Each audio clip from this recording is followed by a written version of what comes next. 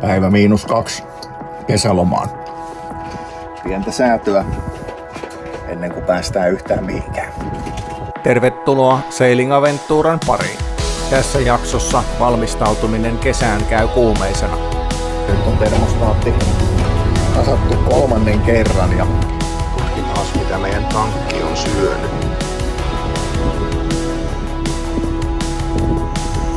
On se hyvä, että ne tekee meitä ihmisiä eri kokoisia.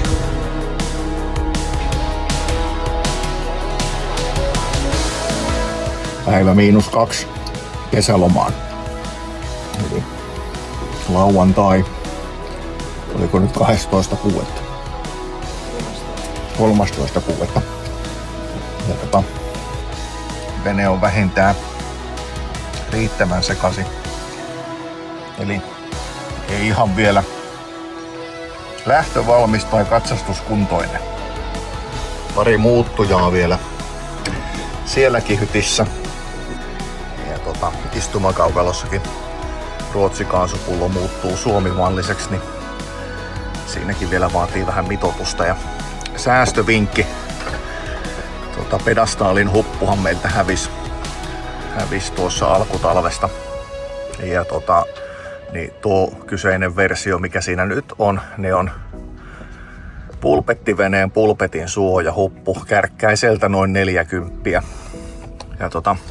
sen saa siihen mallaannuttua varmaan ihan hyvin, kun pikkasen kun ottaa mitoituksia ja voi vähän neuloa, niin se on lähestulkoon täydellinen. Mutta joo, pientä säätöä ennen kuin päästään yhtään mihinkään. Kesälomareissumme reitti oli vielä suuri arvoitus. Ajatus mennä tuulen mukaan aiheutti sen, että suunnitelmat elivät lähes joka päivä. Mutta reissuun päästään, se on varmaa. On se hyvä, että ne tekee meitä ihmisiä eri kokoisia. Sieltä löytyi vähän vanerijäänteitä ja vettä oli tuolla pohjalla, niin Tiiahan sinne mahtui hienosti keräilemään asioita. No niin, mitä se kello nyt sitten oli, 7 vai 7:30, niin sitä päivä vierähti. Uusi plotteri saatiin asennettua, kaiku toimii ja vesitankit on laitettu paikalleen ja mamma on sipistellyt täällä sisällä ihan urakalla ja kaiteetkin on viittavaille valmiit. Ja fendereitä on katseltu ja mitä kaikkea. Kaikkea semmoista. Sisälläkin näyttää jo semi-inhimilliseltä. Perinteinen työpöytä on aina kuin hävityksen partaalla, mutta sehän on semmoista. Hilman työjohdollinen läsnäolo kärsii välillä suljetuista ovista. No niin, täältä löytyy tuosta sellainen harmaan akun alta sellainen lasikuituboksi otettiin pois, niin Oakley mahtui sitten siihen ja vielä kun niille keksii kiinnityssysteemit ja ehkä olisi tietysti suotavaa, jos toi kaapelimittani olisi ilman tuollaisia jatkoksia, mutta mennään nyt tuleva yö ainakin näin. Eli plussat on yhdessä ja toisista akuista lähtee eli Exidestä plussa ja Oakleysta lähtee miinus. Ehkä siihen akkuvalitsin pitää laittaa väliin tai haluaisin väliin, että ne olisi eri, niin sitten pystyy laittamaan ne halutessaan yhteen tai erottelemaan miten tykkää. Mutta katsellaan mitenkä huomenna osia löydetään. No niin, täällä sitä ollaan. Kello on 9:10 ja akkuasennukset on valmiina. Mitäs mä oon saanut tänään aikaiseksi? Ei vittuakaan. Sai akun. Akun on saanut, niin. Joo. Eli Aventurastahan ei myynnin yhteydessä annettu meidän hupiakkua siihen, sitä 200 amperitunnin, tai mikä pystyy 10 tunnissa 200 amperia antamaan virtaa, vaan ajattelin, että sille on käyttöä kotonakin varmaan nykyakkuhinnoilla, niin 400-500 € akku noin äkkiseltään. Mutta en olisi halunnut niitä rinnan kytkeä tuonne, mutta ei nyt ollut muutakaan mahdollisuutta. Eli kun toinenhan on 180 akku, viime vuonna ostettu AGM, sekin kyllä onneksi. Ja toi on se 200 amperituntia 10 tunnissa antava, niin erilaisia ja eri-ikäisiä. Eli toinenhan on, olisiko se nyt 4 vuotta vanha, 23 vuonna se on ostettu. Samoin kuin jääkaappi ja niin edespäin. Mutta mennään tällä. Ainakin keltaista valoa, eli hyvin on virtaa ja tai jääkaappi lähti päälle ja näin edespäin. Ja toki mittasin jännitteet, ettei ne noussut, ettei mennyt väärinpäin kytkennät. Mutta noin, nyt saadaan ehkä ukkelin sänky sinne silleen, että voi ukkelikin käydä pötköttelemään. Yes.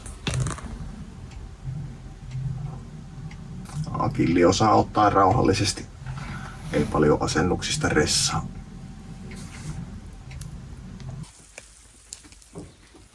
Niin, ukot rupesi iltapalalle.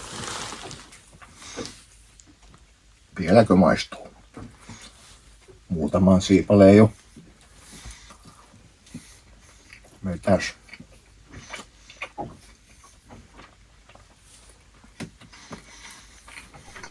Jos haluat auttaa meitä eteenpäin tuotannossamme, on kanavan tilaus siihen paras keino.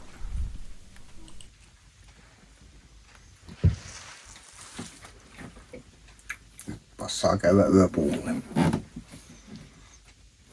Kokkolan purjehtijoiden tukikohdassa tosiaan ollaan ja suihkussa käyty, niin nyt on taas fressi olo.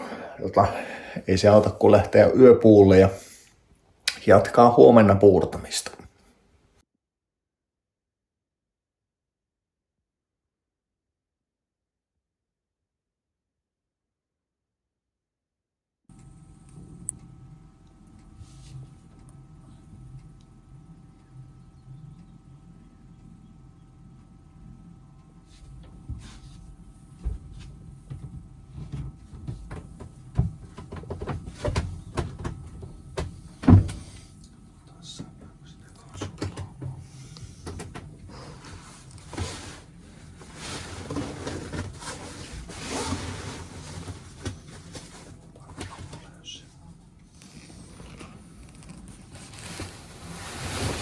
Rökölli siirtelee purjeita.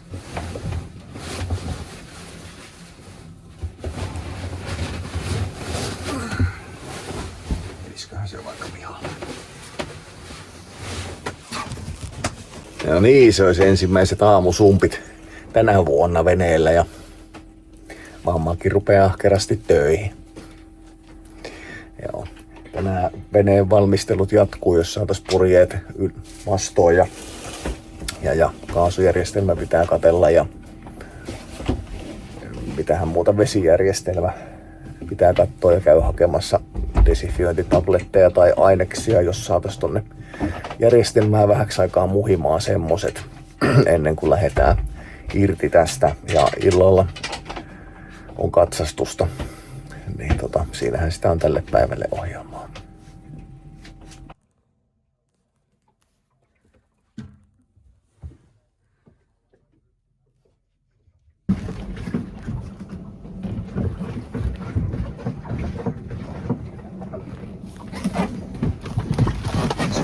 Todennäköisesti vuotanut jo viime vuonnakin, kun olihan täällä vettä, tai tästä oli aina märkää kosteita.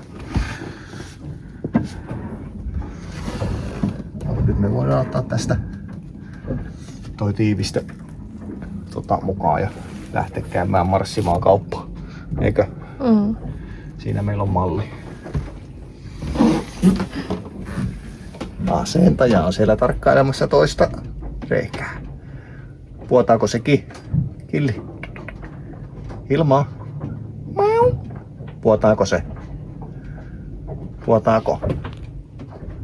Puotaako sekin? Sano nyt jotain. Hankalia tuollaiset tuppisuovustajat.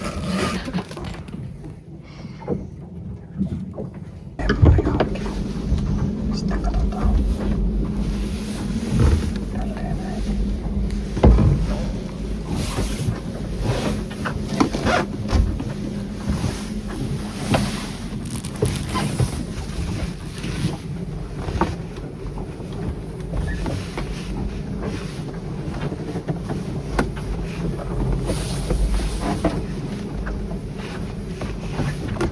Pitääkö se muka luota, että homma toimii?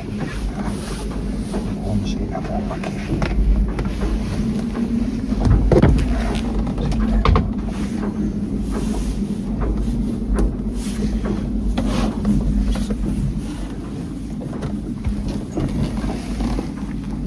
Tämähän on varmaan ihan peruskeittiön tiivistä, voisin kuvitella.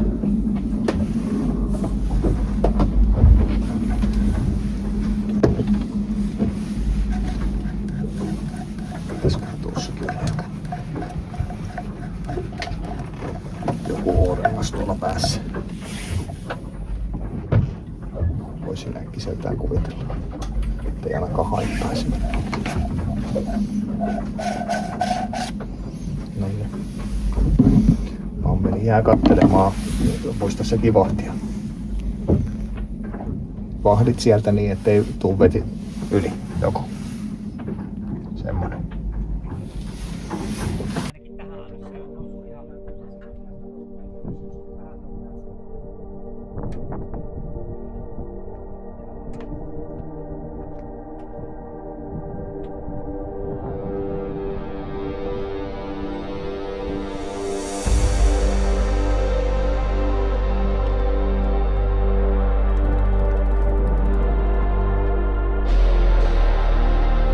Oli aika laittaa kenoa paikoilleen. Puuskat vähän rauhoittuivat, mutta tulevat edelleen oikealta takakulmasta. Puuskan osuessa huonoimpaan mahdolliseen hetkeen siirtäisi se veneemme herkästi päin laituria.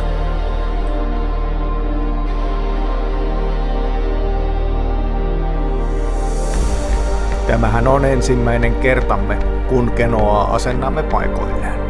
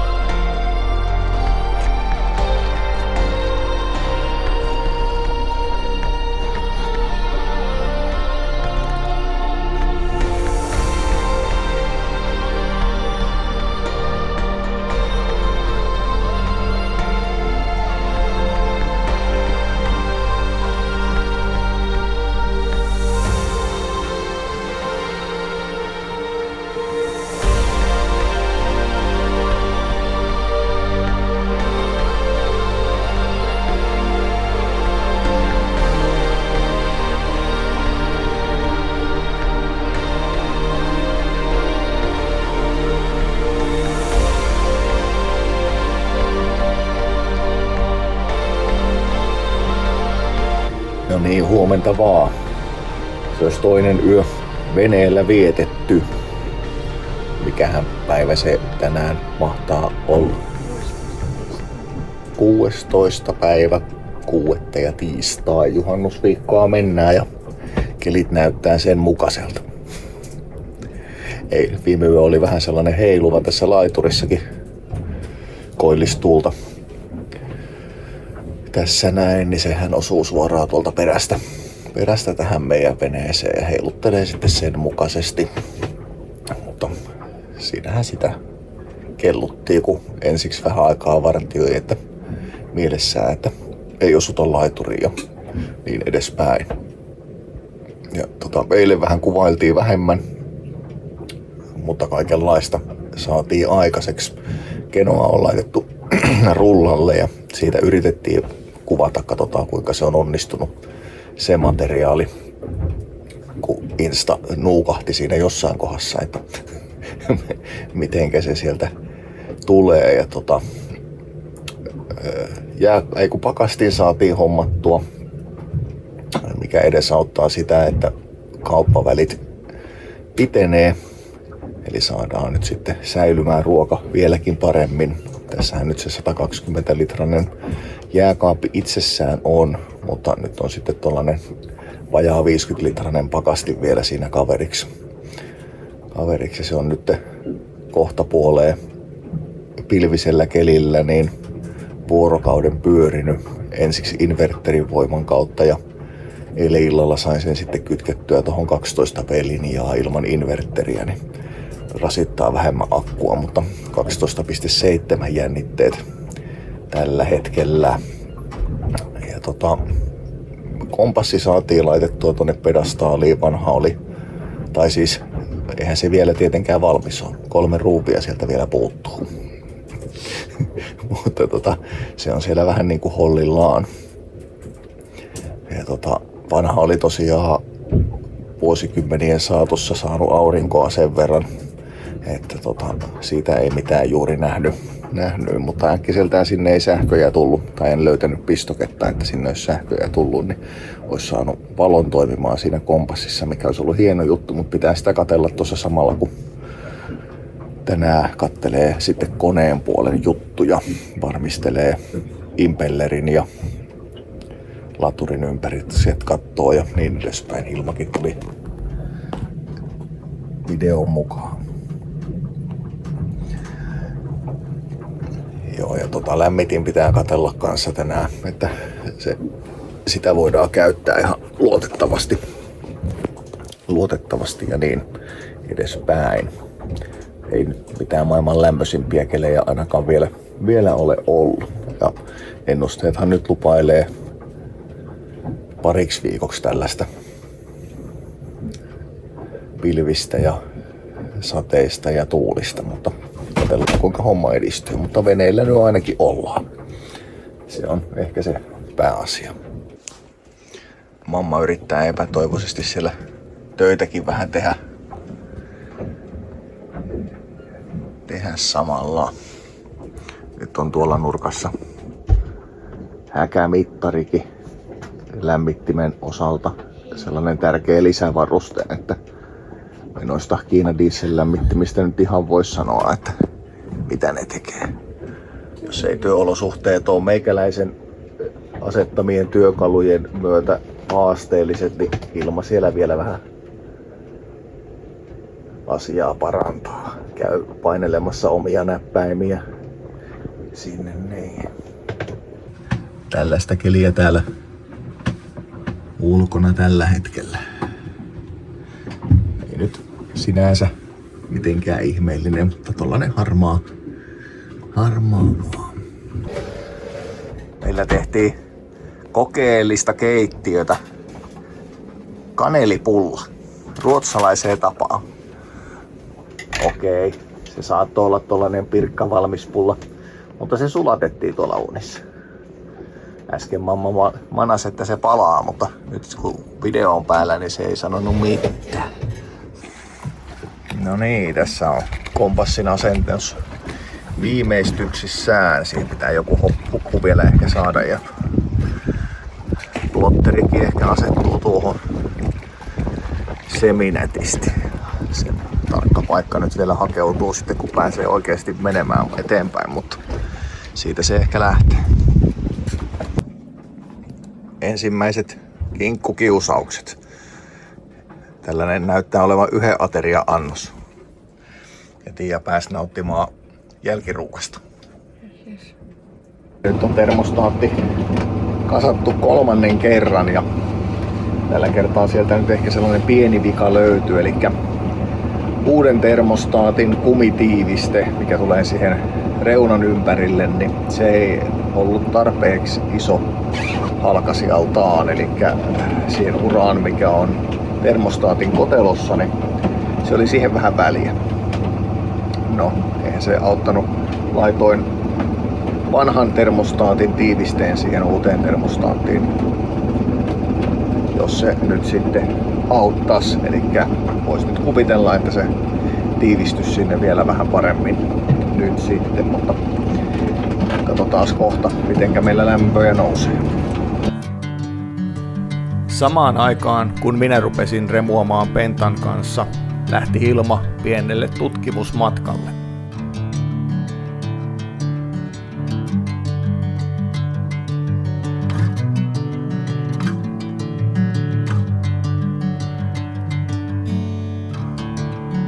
Hilma on ollut meillä vajaan vuoden, kulkenut mukanamme ja vähän kerettiin viime kesänä veneilläkin.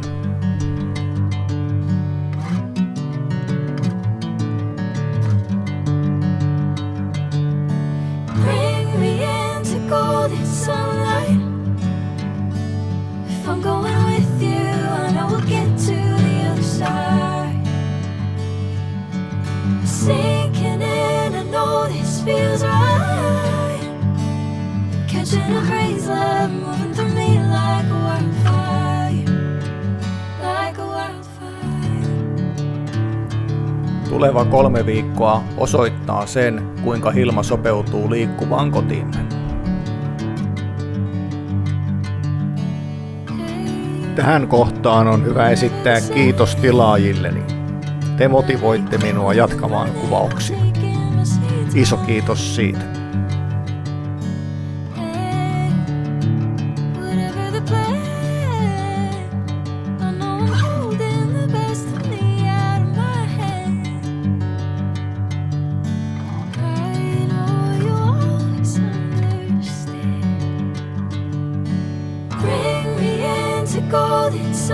Lilli on teillä taas asennusapuna. Kaikenlaista pitää nuuskutella. Noniin. Päistäpäs vähän. Killi. Sinnekö meet? Ei paljon jännittele. Sinne olisi vaan mentävä. Se on hyvä tietysti katsella, että tietää sitten, jos on vieraita talossa.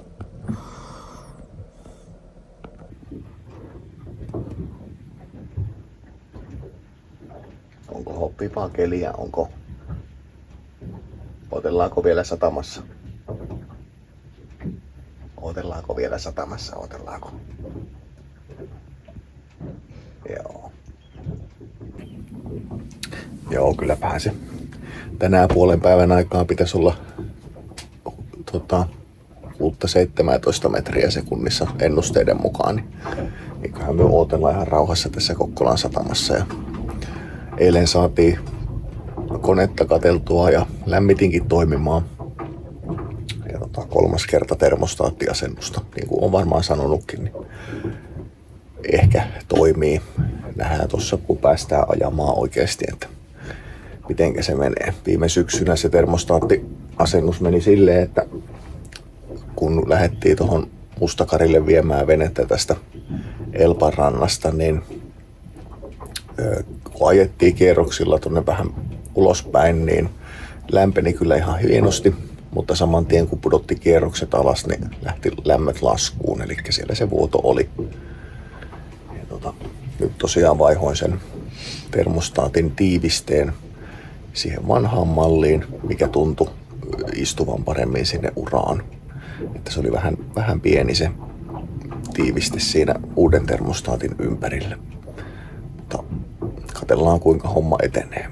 Tänään oli tarkoitus katsella vähän dieseltankin sisälle ja lähinnä sen takia, että siellä ei ole talven aikana tapahtunut mitään kasvualustaa ja varmistetaan sitten myös se, että minkä verran meillä sitä dieseliä on.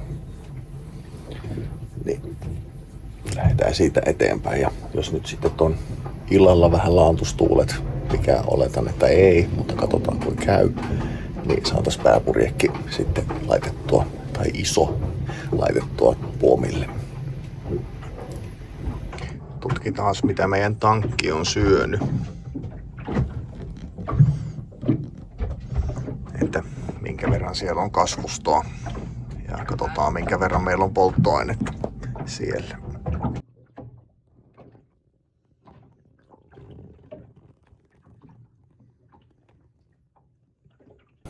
Ei me ehkä tarvi murehtia pöpöistä. Ja 14,5 senttiä on polttoainetta ja 34 oli kokonaisuus, eli 20 senttiä vähän alle puoli tankkia, niin jees, siitä on hyvä lähteä liikenteeseen. Niin, loppuhan se puhuri viimein. Rupee olemaan puomissakin köydet paikallaan ja pääpurjeen skuutti siinä ja tuossa reiviköydet ja out-haul ja niin edespäin. Pientä mietintää, niin saadaan sitten kaikki järjestykseen. Ja vaihdettiin reivisysteemit täältä takaanta niin, että ne ei nyt enää mene noiden pylpyröiden kautta, vaan puomin sisästä tulee tähän näin ja siitä purjeen nurkkaa ja sitten alas tänne uudestaan. Ja tommoset purjeratsastajat laitoin nyt sitten out-haulin ratsastajiksi. Varmistetaan ne vielä köydellä ja näin edespäin, niin ehkä ne siinä nyt sitten kestää. Ja jos menee rikki, niin sitten vaihdetaan uusia. No niin, meillä tuli mikähän se nyt sitten spinnakkeri, puomin kannatin naru ja leisitsäkin narut oli sekasin, niin mamma ja poijuhaka puomin päällä, niin saatiin ongittua. Toistepäin nyt vaan pitää saada enää ton levittimen toiselle puolelle toi nostin. Easy peasy. No niin vaan meillä on nyt sitten spinnakkeripuomin nostin oikealla puolella mastoa ja oikealla puolella levittäjää ja leisitsäkin langat vapaana. Tätä jatkuu isopurjeen asetuksella. Seuraavassa jaksossa pääsemme aloittamaan varsinaisen kesälomaretkemme. Olisin erittäin kiitollinen, jos tilaisit kanavamme. Kiitos, että katselit.